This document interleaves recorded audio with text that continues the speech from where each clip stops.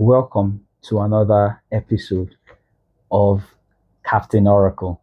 Today I'm excited to speak about something that I see that is very, very important to the lives of people, and it creates a middle ground in understanding. We're going to be speaking today about balance.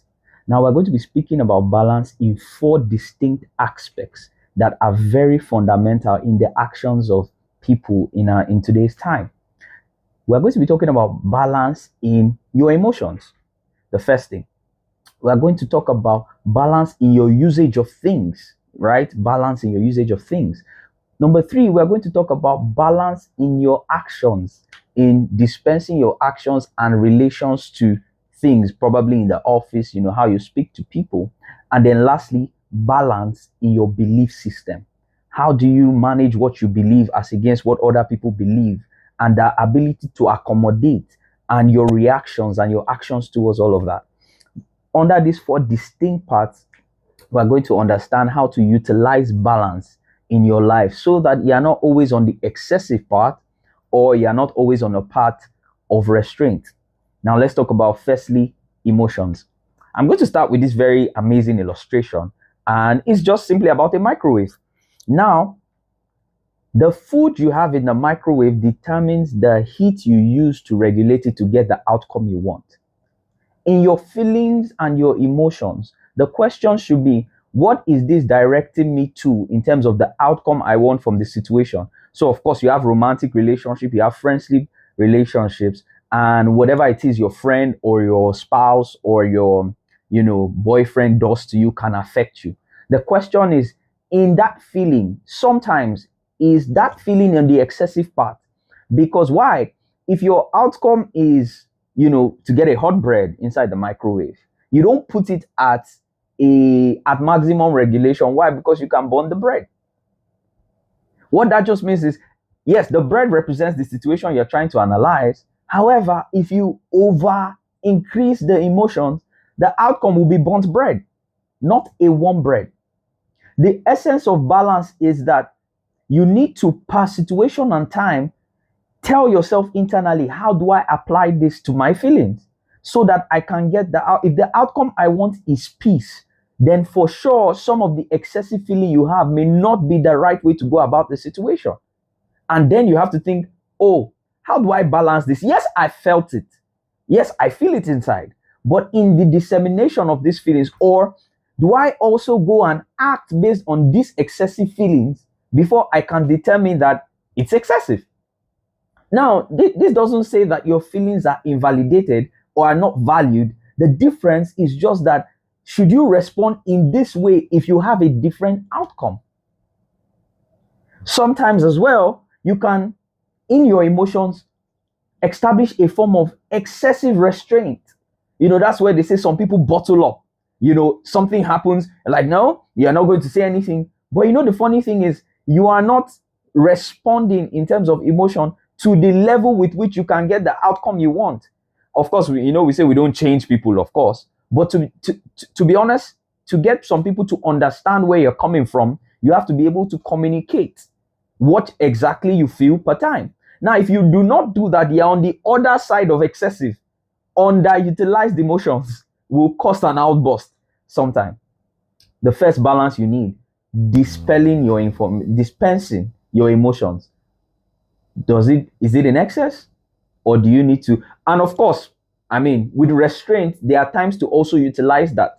In the event where you see that somebody is probably on the high side, your understanding of how to regulate yours to be able to match it for your outcome. Remember, the essence of knowing balance, first and foremost, is to get the desired outcome you want. The desired outcome you want is what determines the regulation of your emotion. Then two, in the usage of things. If you overuse a car, it's going to spoil fast. You are going into places you're not meant to go, you're entering bumps, you're doing all of that. It will spoil faster than it should be. Now, if you buy a car and also do not drive it at all, it doesn't extend its life. It kills it fast too, because some things are meant to be moved. Some engines are meant to be greased. Some pistons are meant to be oiled. There is a balance in the usage of things. Overusage can spoil it. Underusage can spoil it. Do not use things excessively and expect them to hold up. Sometimes do not underutilize things and expect them to hold up. There is a sweet spot in between, just a bit above to the excess and a bit below to the restraint that can be considered the balance for you. Third one, in your actions. Now, actions are almost in tune with emotions, but sometimes actions are not, based off of emotions. They are based off of facts and things that you already know. But at the end of the day, to enable you relay the information, you have to be emotionally intelligent enough to be able to tune your actions in a balanced way. I can give you this example. In raising dogs, you have pit bulls, you have golden retrievers, right? In your action towards a pit bull, you have to be a bit decisive. In some cases, you have to be a bit on the alpha side to be able to get the best out of a pit bull, right? Because the dog only understands order, instruction, strength. You must look like, a certain way to be able to train a pit bull very well. The dog can play sometimes, but to get it to do what you expect it to do, you have to be able to hit the nail on the head. Now, if you, the same person, have a golden retriever is a happy-go-lucky dog, a bit of a social dog. It means that your actions have to be in tune with what you have in a golden retriever. Your actions, in this case now, has to be more happy-go-lucky to get the best out of the dog. So it means that to balance your actions in life, you have to, the situation determines how you dispense your actions. You can go to your workplace, and this is the hallmark of great leaders, understanding the types and temperaments of the people they lead. Some of them will need a hammer on the head. That's the only way they understand, respect. That's the only way they understand how to respond and do their job well in their task. But there are some that are your golden retrievers. They are happy-go-lucky. They're ready to do the job, with just a bit of more concern, more care towards them. They will do better once they feel, loved and cared and pampered.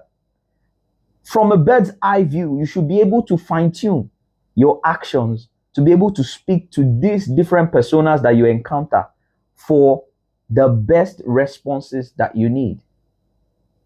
Create the balance, because when you go to a golden retriever and you are too excessive, like you're handling a pit bull, you get the wrong outcome. If you go to a pit bull and you're too happy-go-lucky, you will get the wrong outcome. What I'm trying to prevent today is the increase of wrong outcome due to the lack of knowledge on how to balance this. And lastly, is in belief systems. There are some people of course, in Nigeria, we have Christian, Muslim, and we have traditional religion. At the end of the day, and apart from religion, they are all just cultural belief system. We have a lot of tribes in Nigeria that have a different types of cultural beliefs. How is your response towards belief systems? Are you on the excessive side that believes that just this one system, whether it's your culture, is this road or nowhere else? Is the highway or no road? If you are like that, the problem is you will find out that people are distancing themselves away from you. Because whilst you are very convicted of your belief system, your view has to be able to inculcate that of other people, to have natural conversations with them, to have healthy conversations with them regarding beliefs. In fact, the expanding of your thoughts in terms of hearing how other people believe can be able to give you a well-rounded view on life.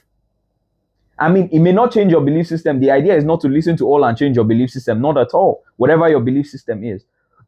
But the idea is that you do not want to become a radical in a way where you can't learn from any other thing else. If you do not create a balance on what you know for sure is your belief system, and accommodating the fact that not everybody believes it that way, they may have different opinions on how they also want to go about things culturally, and you just being able to accommodate on some occasions, between the confines of what you can accommodate, that gives you a balance. That gives you an understanding. It gives you a fulcrum to work from. Today, I just said four very important things on the places in life to apply balance. The first place is in your emotions. Two is in the usage of things. Number three is in your actions. And number four is in your belief systems. See, once you get the balance in the execution of all of this, you have a well-rounded life. And lastly, I would give this one very exciting analogy. I mean, I'm not a petroleum engineer by any chance, but at least I know just by research that in a crude oil refinery or in an oil refinery, there are different levels of heat that give you the different byproducts of crude oil. If you want to get kerosene, it's a different type of heat. If you want to get petrol, it's a different type of heat. If you want to get diesel, it's a different type of heat. If you want to get jet fuel, it's a different type of heat. This is a very sweet spot in the analogy of balance. Because why? If you know your outcome today as petrol, you would know the exact regulation of whether be it emotion, be it action, be it belief, that will get you the petrol out of the crude oil. The crude oil is the situation. Your emotion, action, and the likes are the regulation you do to get your outcome. If you want jet fuel, you have to be able to understand the internal systems and the application of those systems in the situation to get you your jet fuel. I hope I've been able to clarify somebody's mind today on how to utilize balance in regulating your actions, your emotions, your belief systems, and the usage of things. Thank you for joining me on another exciting episode of Captain Oracle podcast. You can share this on Instagram, on YouTube. In fact, I think I'm not a Gen Z, but then I just opened TikTok.